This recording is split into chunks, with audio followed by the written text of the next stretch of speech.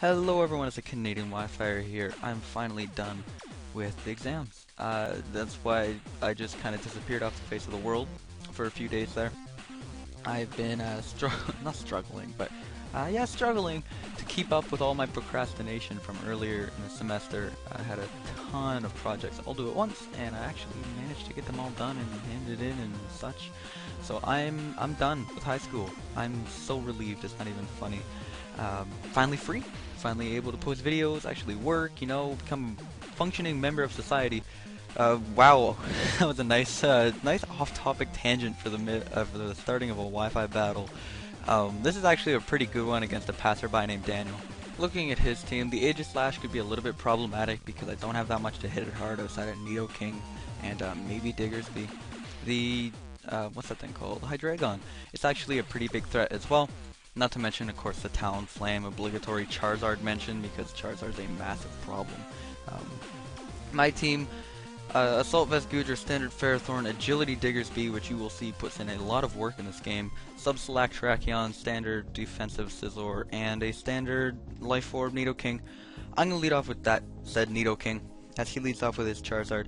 I didn't know whether he was going to be X or Y, and I didn't know whether to go for Sludge Bomb or Earth Power. I just played it safe. I went for the Sludge Bomb because it would hit both of them, despite the Earth Power hitting the X harder.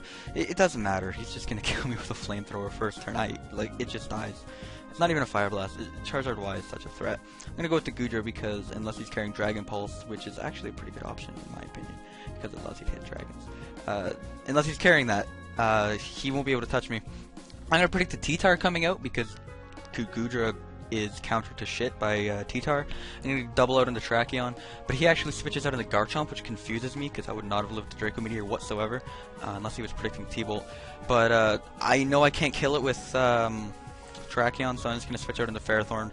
I know he won't go for a fire move on a Terrakion, so I'm pretty sure I can just live an Earthquake or an Outrage or Dragon Claw or whatever he wanted to go for, maybe a Draco Meteor. Predicting him to go right back out into Charizard, I'm going to go back out into Goodra, double back out, because I don't really want to take a hit from it, and I don't want to have to keep switching in on it. He's going to actually go for a Hidden Power, and I assume that has to be Ice, because no one in their mind would run Dragon, and it's going to do nothing to me, as I am able to get off a Draco Meteor on this thing as a Sunlight Phase. I know he's most likely going to go out into T-Tar now, so I know I can't stay in. Unfortunately, he goes out into Talonflame, so 2 times I've tried to predict the T-Tar coming in to Pursuit Trap me, and 2 times Terrakion's come in for no reason.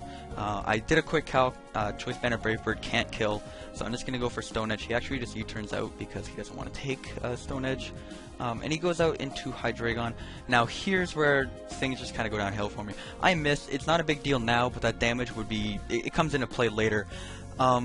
I figured the only reason he would bring in Hydreigon on a Terrakion is if he's Scarf. He has to be Scarf. He has to be locked into that Surf. Otherwise, I could have just outsped and killed him with close combat, right? Like, there's no reason that he would have stayed in. So he has to be Scarfed in my mind. Otherwise, I could have just killed him with a close combat. And I'm just going to stay in a Mega Evolve, go for a U-turn, because I know he has to be Scarfed. But he's not Scarfed. He just kills me with a Flamethrower. So that just blew my mind. I send back out Terrakion. I know the close combat is obvious as hell right now, so the Aegislash is most likely coming in, but I don't really have a way around it. I have to kill off the Hydreigon because it just became a massive threat to my team. Knowing that the Aegislash is most likely, I've seen a lot of special ones lately because special's like so far superior set it's not even funny. Unfortunately, he goes for an SD, and then he gets a weakness policy, and then he goes for another SD. So I'm looking at a +6 attack Aegislash, and ladies and gentlemen, it's a really good thing. SD, King Shield, Shadow Sneak, and Sacred Sword is a really bad set to run on Aegislash. Otherwise, I would be screwed right now. If he had Shadow Ball or a Mixed Attack or Iron Head, I'd be as good as dead. But luckily, I have Diggersby who can come in.